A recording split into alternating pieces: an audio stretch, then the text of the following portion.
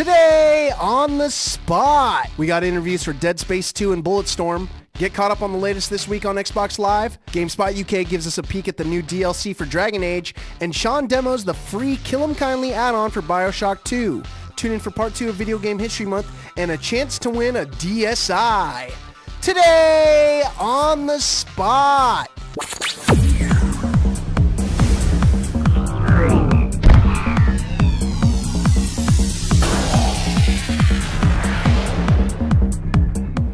Hello everybody and welcome to another episode of Today on the Spot. This one, Thursday, May 13th. I'm Chris Waters, Sean McInnes by my side.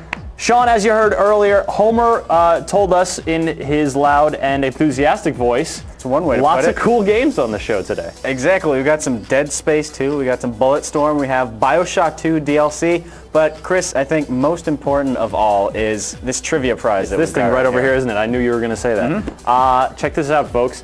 Nintendo DSi bundle with Mario and Luigi Bowser's Inside Story. This is the real deal. It's heavy. This stuff is in there. Trust me. It's heavy. That's how you know that we're not swindling you. Because weight is definitely the accurate indicator of what is contained in here. Yeah, it checks out. We're going to be giving that away later, so stay tuned to figure out how you could get your hands on it. But now we're going to head over to the news team and see what's up with the latest headlines. Hey everybody, this is your GameSpot news update for Thursday, May 13th. I'm Brendan Sinclair, substituting for Tom Magrino, substituting for Tor Thorson. Adjust expectations accordingly. On Monday, Sony credited improved performance in its games business as helping reduce its losses for the full year.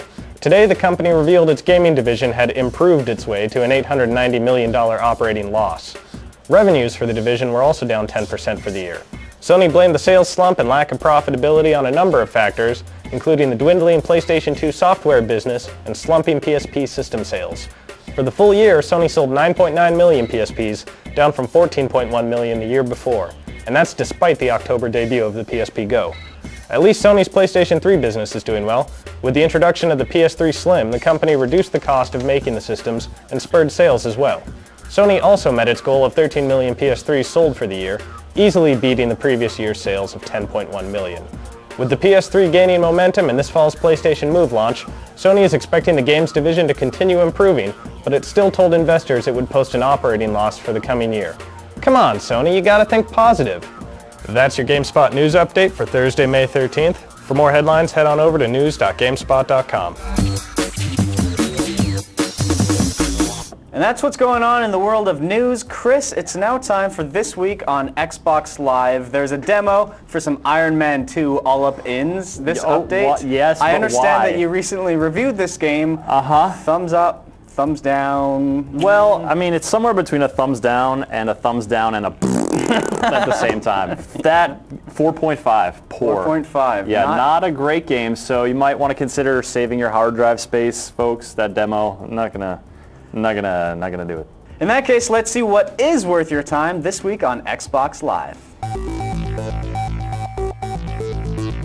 This week on Xbox Live. In the arcade section, Sparkster arrives on next-gen consoles with Rocket Knight for 1,200 Microsoft points. The newest entry in the 2D side-scrolling Rocket action series has our possum hero returning home after 15 years to find the kingdom of Zephyrus in shambles. It'll be up to you to defeat a menacing wolf army threatening the lives of the people. This week's Games on Demand offers up a triple dose of war.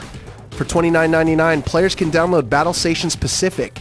The sequel to Battle Stations Midway, players command and take control of over 100 air, sea, and undersea units, battling in 2 massive historic single-player campaigns and online in 5 modes across numerous scenarios. World War III comes to life in Tom Clancy's End War for $29.99. Russia becomes the world's largest supplier of oil and natural gas production, fueling a military buildup not seen since the Cold War. A missile defense shield is constructed that protects the United States, Europe, and Russia from nuclear annihilation, but instead of peace, the tension escalates into a massive ground war spanning the globe. Those looking for a more retro form of war can pick up Raiden Fighters Aces for $19.99. The 3 legendary shooting arcade games in the Raiden Fighter series are ported into one package with new features on the Xbox 360. The Iron Man 2 demo is also available for download this week. Suit up as Iron Man or War Machine as you take on enemies from the Roxxon Corporation.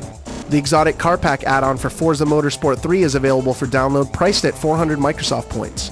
This pack contains 10 new cars such as the 2010 SSC Ultimate Aero and 2010 Radical SR8 Super Sport, among others. For 800 Microsoft points, players return to Rapture with 6 new maps in the Rapture Metro add-on. The Kill 'em Kindly add-on also comes bundled with it, which is a melee mode where every blunt object is a golf club. For a preview, download the trailers in the game video section. Alan Wake fans can download 2 new webisodes, Episode 3 Lights Out and Episode 4 Local Flavor. That's all the time we have. Be sure to tune in every Thursday when we bring you the latest this week on Xbox Live. So, not all bad on Xbox Live this week. On to the next thing. Interview. We got an interview for Dead Space 2. I love that game because I love survival horror games. You, Yeah, Chris, you sure did. Not so much. You get a little scared when you play those games. You see, right? I get very immersed in games when I play them, Okay. and so when I get immersed in a scary game, my life becomes scary. More specifically, my night times, the dreams. Would you They believe haunt me if I told you that Dead Space 2 is now a mascot kart racing game? I mean, some small part of me that likes sleeping at night might want to believe you, but no, I would not. Not so much? I can't believe that, Sean. Well, regardless of what Chris thinks, there's a lot to look forward to in Dead Space 2. Let's have a look at that interview right now.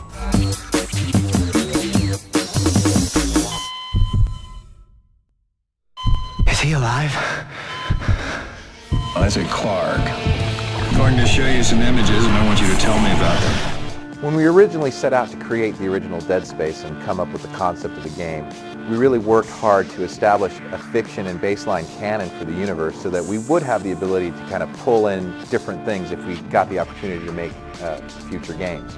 So one of the things that's been really fun about working on the project is now that we're actually working on Dead Space 2, getting to kind of go back into that canon of stuff that we had and kind of pull out things that we could put into Dead Space 2. Another thing that's been really cool about working on this franchise is that we've got a lot of support from the community. We've got a lot of players that enjoyed the first game, and we're trying to interact with them a lot on this game, giving them an opportunity to toss out ideas that they think might be cool and something that we could actually put in the game. To be clear, we've got a big long vision and a big expansive history and story there that we want to tell, and we've done that through our comics, our animated feature, different games like Extraction, and now Dead Space 2. But what we really want to do is, where possible, kind of take feedback from the community and try to fit it into the game. So our main areas of focus on Dead Space 2 are really around, bringing the terror to space, staying in line with what made the last game popular with people and what people enjoyed, right? So it's the atmosphere, it's the tension, it's the horror. But the other thing we want to do is we want to evolve the overall game. We want to make Isaac control a little bit better. We want to have new upgrades, new weapons, and of course we want to have our story really be upfront and present in the development of the game. So I would say, as far as areas that we're focusing on, we're really focusing on Isaac as the main hero and ways that we can improve the way he feels for players, the way that you strategically dismember enemies, and the way that you now use even more strategic elements to defeat the necromorphs, and giving people an opportunity to interact more with the environment, with our interactive and reactive environments. And of course, we've got a whole other thing that we're working on, which is our all-new multiplayer that I can't really say much about. So the atmosphere in Dead Space was really important to us. We wanted to make sure that we created the right mood, the right level of creepiness, and really have that reinforce the scares and the terror in the game. On Dead Space 2, we want to take that high bar that was established by the team and evolve past that. We really want to go beyond what we had in Dead Space 1. And one of the areas that we're trying to achieve that with is the variety of environments and looks that you'll see as you progress through the game. One of our goals is that we want each chapter in the game, when it unfolds, to be a new treat for the player. So in the previous game, when you're on the Ishimura, you're inside the ship, there's not a lot that you could do. It's not going to look vastly different from place to place. It is a big mining vessel. The architecture, etc., supports what it is. On the Sprawl, which is this giant space station out on one of Saturn's moons, Titan, we actually have an opportunity to play a lot more with the looks of the environment. So, our goal is when the player boots up the game and goes from chapter to chapter, there's something new and interesting and different for them to see in each location. So the fact that Isaac has already kind of weathered one necromorph situation is really playing through into Dead Space 2. If you think about it, if you were in the middle of the shit, so to speak, like Isaac was, the next time that you saw these guys, you'd be a little bit more hardened, you'd be a little bit more prepared for dealing with them. And so in Dead Space 2, we really want to make sure that Isaac, his voice, his emotion comes out, and we're doing that through actually giving Isaac a voice this time. So you're going to hear him speak, you're going to kind of get a little bit more kind of what's going on in his head as you play the game, and then as it manifests to the player in terms of gameplay, we want to blow that out through new weapons and through improved controls. So in Dead Space 2, obviously, we're still leveraging the idea that Isaac's an engineer. So it's really important to make sure that the weapons support that profession and make sense in that space. With the Sprawl being a giant city, there's an opportunity for some more conventional weapons to kind of creep into the game. But when we sit down and determine what types of new weapons we want to do, we always go back to the fact that Isaac's an engineer. So we're thinking about the weapons in terms of them being tools. So a few of the things that we showed today included our javelin gun, which could be used to nail things up to a surface, but interestingly enough, can also be used to impale enemies and nail them to walls. We've got our detonator weapon, which if you think about in terms of mining, might be used to clear out an area with an explosive, kind of contact explosive effect. So the idea, you know, we talked about the detonator today, I showed you that, I showed you the javelin gun. Those are two of the new weapons that we're going to have in Dead Space 2. So Dead Space 2 is going to be coming out on Xbox 360 and PS3, and it's coming out later-ish when it's ready. So that's what we're really focusing on, is putting the game out when it's ready and it's super kick-ass. So keep your eyes peeled for Dead Space 2. Chris, now, as you probably know at this point, we are just about knee-deep in Video Game History Month. We've put together a whole lot of segments. We've aired a whole bunch on the show so far, and we've got a lot coming up. What have you learned so far? I was actually interested to learn. So I knew Pac-Man, and he's a big deal, and that game was like a sensation. But I didn't quite grasp the scope of like what a cultural phenomenon that was, and how people just went nutso for it, and it was all over the place and super mega popular. That was pretty cool to see. Pretty striking. They didn't write an entire feature article in the New England Journal of Medicine about Pac-Man fever for nothing. That is, okay, I made that up. All right, fine. But you know what we're not making up is the fact that we have a really cool video coming up about Tron, also the Sega Saturn, and even a little bit of Halo. So let's check it out. It's the next installment in Video Game History Month. The mythology of Halo really started with the world itself that we were constructing. I don't know if we've ever said this, but the initial Halo world was a planet. It was this place that you could really walk around the surface of this world. And on that world we began to add characters. You know, there were certainly Marines and the guys that they were fighting, vehicles, these sort of vistas that we could see. But really the characters started off as very sort of archetypal building block characters, and for a long time we just had this guy that was a soldier. As a matter of fact, at one time he was called Husk, like corn husk, just this empty sort of vessel. And we kept him that way for such a long time. We reached a point in Halo development where we said, oh my gosh, we have to give this guy a name. We have to give your character a name. So the choice to call him Master Chief, to invent this voice inside his head, Cortana, those were actually pretty late decisions in Halo's long development process. With innovative games such as Populous, The Syndicate, Black and White, and the Fable series, Peter Molyneux's place in video game history has clearly been reserved. Today we briefly explore the career, work, and the lasting legacy of Peter Molyneux.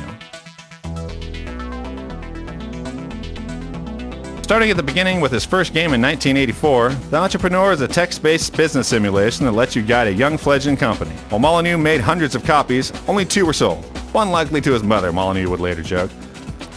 After the first attempt, Molyneux went into developing business applications and was one of the founders of the Taurus Impact Systems. One day he gets a phone call from a guy at Commodore who says, hey, we're getting ready to bring out our new system, the Amiga. I want to talk to you about maybe doing some software and some work for us. Can we come out and talk? So Peter Molyneux, of course, he's like, all right, so cool, come on out. The guy gets there, and Commodore's basically telling him they're going to give him all these Amigas. We're going to give you all these Amigas if you basically help us get our software going. But he realized at the moment the guy said, totally can't wait to start working with you guys and get that networking software up and running.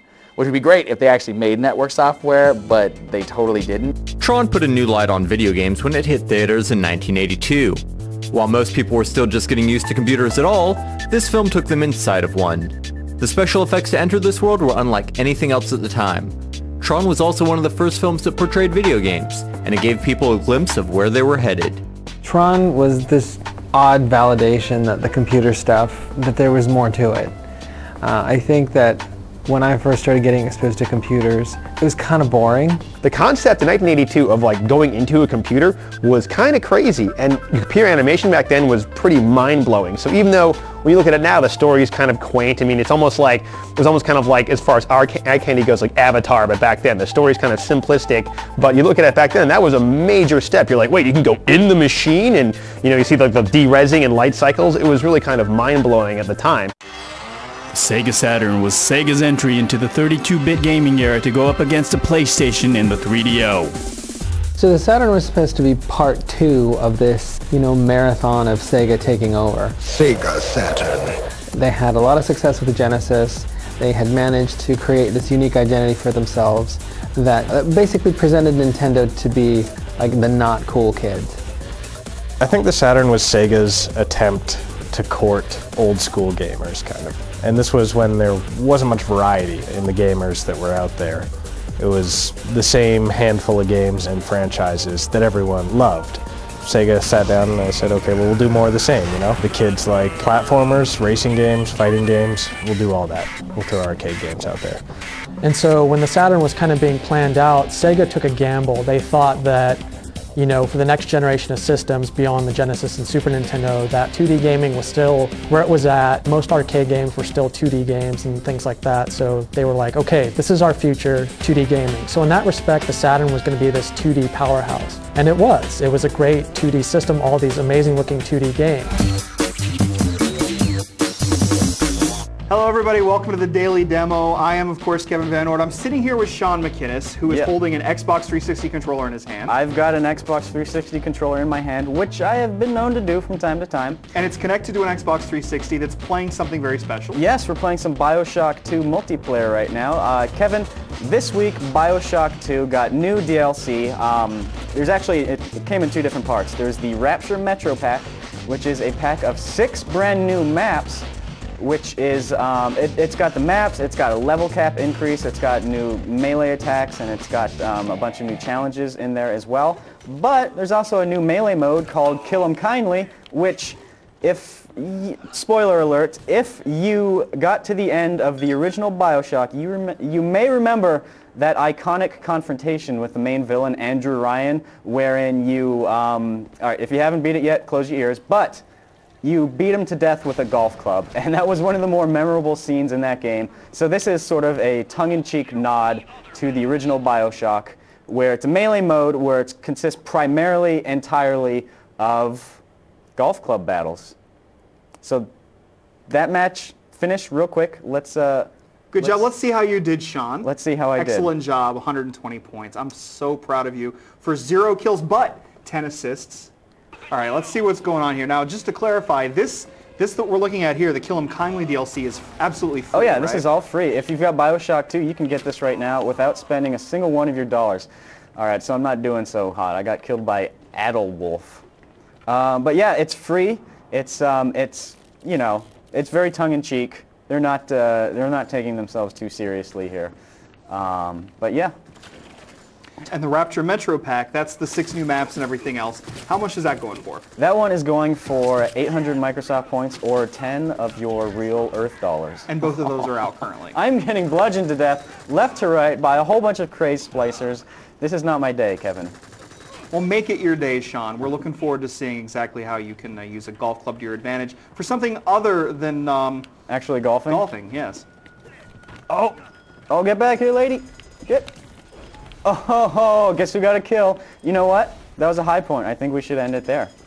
Oh, yeah? Yeah. Excellent. Because obviously I'm not going to get a whole lot more kills. Kevin, thank you for dropping by. I appreciate it. No, it's my pleasure, Sean. Thanks for showing us your prowess with the golf club and BioShock 2's new DLC. And I think we're going to throw it back to the rest of the show. That's right, Kevin. And if we want to be specific about it, right now we're going to have a look at the Dragon Age Origins Darkspawn Chronicles DLC, courtesy of GameSpot UK. Guys, take it away.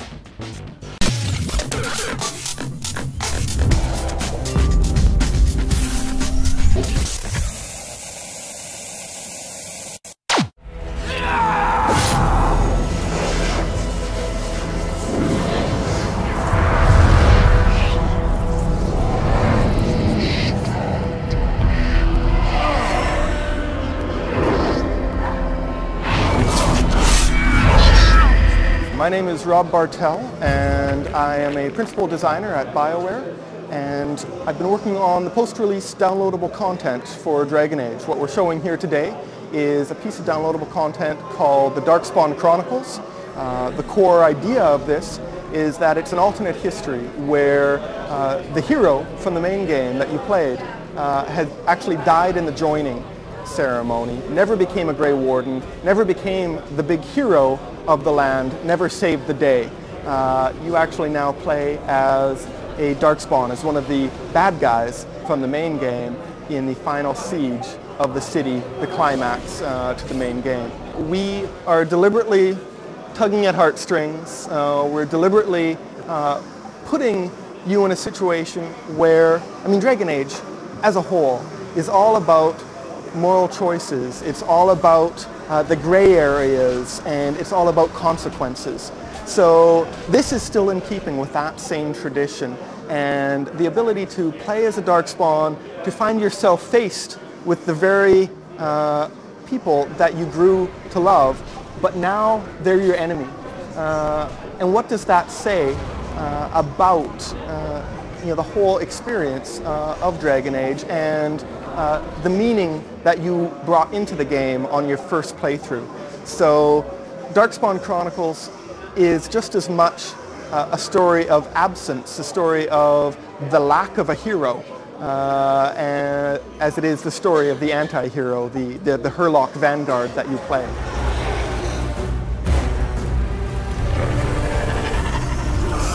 The Hurlock Vanguard has been given an element of free will by the Archdemon and has been tasked with leading the siege of the city as a vanguard force. So one of the key abilities that you have right at the beginning of the game is the ability to recruit thralls, recruit any Darkspawn you see into your party and command them to do as you will, just as the Archdemon commands them. And there's also the counterpoint to that, which is, well, you know what?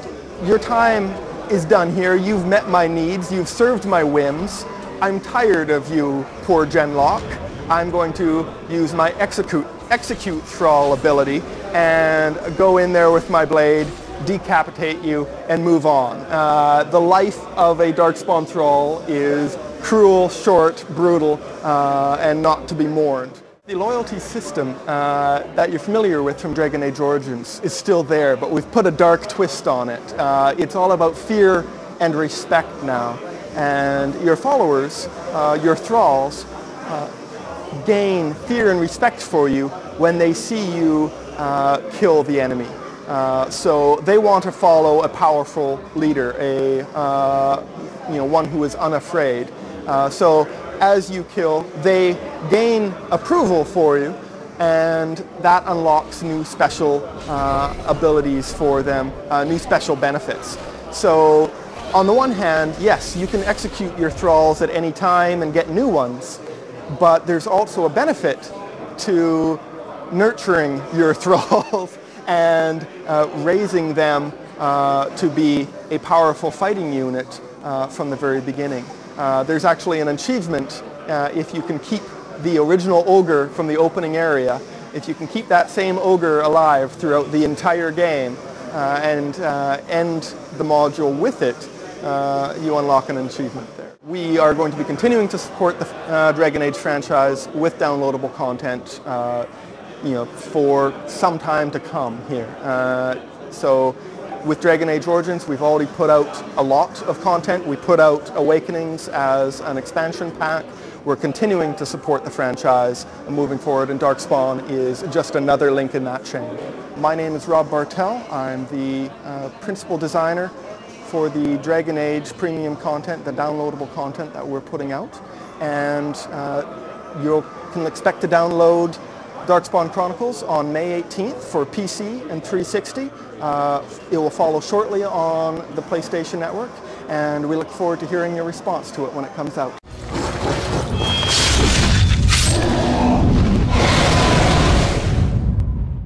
Well, everybody, it's time for interview number 2. This one is Bulletstorm. Chris, what do you know about Bulletstorm? I don't know a whole lot about the game. I know it's being developed by People Can Fly. People Can Fly in coordination with Epic Games? Yes, and I'm really hoping it's going to involve some sort of like a bullet tornado. A bullet-nado. Yeah, maybe like you create it by shooting bullets into a tornado and then I don't know. I really have no idea. Well, Chris, there's really only one way to find out. Let's have a look at that interview right now. It's Bulletstorm. Check it out.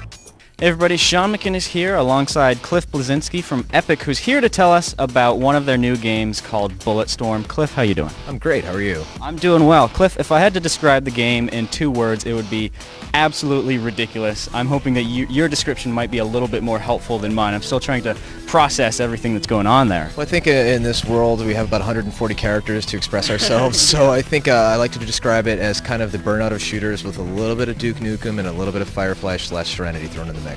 Yeah, there's definitely quite a lot going on in there. Now, we should probably mention off the top that the game is being developed by People Can Fly, who's best known for the Painkiller. What's Epic's involvement in the game? So Epic's involvement is assisting on design and production. It's absolutely PCF's game. They're creatively responsible for it. But we have a producer, Tanya Jestin, who's full-time on it. I play the game 3 or 4 times a week and give feedback. I sit down and design reviews. Our art director, Chris Perna, assists with the look and feel of the game. And our technical artists and our programmers have made numerous trips over to Warsaw to make sure that PCF really has the latest and greatest kind of leg up to make sure that they know how to use the engine and that they can make the engine sing. Now, let's go back. Earlier I mentioned that I'm still having trouble processing the game. Let's talk about what it is that makes this game unique, because there's a lot. Let's talk about some of the mechanics in there that makes it special among first-person shooters. Yeah, absolutely. When initially people hear you're making a first-person shooter, they're like, oh, it's another shooter, whatever. But when you sit down and you see Bulletstorm in motion and you see the verbiage that we've added to the shooter, right? And in other games, in Gears, you take cover, you curb stomp, you roadie run, you do things like that. In Bulletstorm, you not only shoot, but you have the ability to kick people and kick them up in the air with your foot, or do a slide like Mega Man into them and then send them flying up in the air, or use your energy leash to kind of pull them around. When you combine that with the unique weaponry in the game, you suddenly start winding up with this new way that you can toy with your enemies, kind of like a cat playing with a mouse before it takes it out. Now, Cliff, there's actually an incentive for people to get creative with the way they kill these enemies. What's that system all about? Well, so gamers generally tend to kind of go the path of least resistance. How can I quickly take out these enemies in the room so I can get to the next room? In Bulletstorm, we found ways to positively motivate you to toy with your enemies, like playing with your food, right? So you don't want to just shoot the enemy in the chest and knock him over. Maybe go with a headshot, or then kick him up in the air and then use your leash to kind of pull him back towards you, kick him back out into a giant cacti. Or tie him up with an explosive flail and then launch him into a bunch of enemies, launch him up into the air with your leash, and then explode them all to get like a 4th of July award, right? And once you have these points, you can use them to purchase cooler new tools for your body as well as your weaponry. Yeah, let's talk about some of those weapons, particularly the flail gun. This is one that shoots 2 grenades chained together. What does that mean in gameplay terms? What kind of things can you do with that? Well, the flail is a kind of a combination of a bolo, right? You have 2 grenades with a chain lashed between them that you launch at foes. You can wrap it around environments. You can wrap it around enemies' legs, their chest, their neck, and suddenly you have this ability to kind of paralyze your enemy and go, what do I want to do with it? And then you wind up having this kind of billiard-style shot that you can set up, and then you can start kicking them into other enemies. You can lay traps and then have them all land in the trap and kind of figure out what your Rube Goldberg device of death is going to be. It's kind of like Final Destination with guns. Now, the world that this game takes place in is pretty fantastical. It's very impressive or very easy on the eyes, I should say. Can you tell us about the setting of this game and what the disaster that's gone on means in terms of the gameplay? Absolutely. So the game takes place on a planet called Stygia, and the city is called Elysium, and it's this kind of defiled tourist paradise. Imagine like a Dubai or Las Vegas have gone horribly, horribly wrong. And the majority of the people who are left behind have gone feral or have turned into mutants. The plant life is completely overgrown, so you have giant Venus flytraps and enormous cacti that you can conveniently kick your enemies into. And so the planet itself is also an enemy, and throughout the game, the environment will kind of shift and change to kind of adjust and find new and interesting ways to kill you. Cliff, I've got to say, it's a very ridiculous, impressive, and very insane world, all in a good way. Is that rubbing off on you guys over there at Epic? Well, the thing about Gears is Gears certainly has its kind of tongue-in-cheek chainsaw and one-liners of dialogue, but Gears also has these moments where they're very poignant that we have to agonize over. The Dom and Maria situation in Gears 2 and some of the cool stuff that we're alluding to with Gears 3. But right now, working with PCF, it's kind of fun to just say, screw it, let's just make something that's crazy and fun and go for it, and that's what they're getting. When do you expect Bulletstorm to be available in stores? And are you talking about platforms it'll be available on yet? Yeah, it'll be available in 2011. Not really committing to a specific date right now, but it will be at PC, PlayStation 3, and Xbox 360. Cliff, thank you very much for your time. There you go, guys. That's your look at Bulletstorm. Stay tuned for more. Hint, hint, E3 right around the corner. So I gotta admit, I wish you had asked Cliff Bleszinski about tornadoes and bullets, but was that cool? Was that a good interview? Had a good time with that? I had a good time with Cliffy B. Had a good time seeing the game. It looks neat. Yeah, good time all around. Good times indeed, and we've got good times in store for one lucky winner out in the audience. Boom, folks, it is trivia time. This Nintendo DSi with Mario and Luigi, Bowser's Inside Story could be yours if you can answer this trivia question. The North American release date for Mario & Luigi Bowser's Inside Story was September 14th, 2009, which Today on the Spot staffer celebrated his 31st birthday on that day. If you've got the answer, hit the answer trivia button on the side of the page and let us know what you think it is, or shoot us an email onthespot@gamespot.com. Good luck! And that's going to do it today here, folks. Be sure to tune in tomorrow. We've got a Now Playing featuring Alan Wake. Going to play a big chunk of that game. I'm going to watch and see if, in fact, I'm going to be able to play that game without having horrible nightmares or doing something akin to what my esteemed colleague Sean is doing over there. Thank you. That's charming. I like that. Anything I can do to help? Well, for everyone here on the Today on the Spot staff and the whole GameSpot crew, it's Chris Waters, Sean McInnes, signing off. See you later, folks. And that's going to do it for You're on GameSpot.com. You want to know what else is going on? Hey, we do too.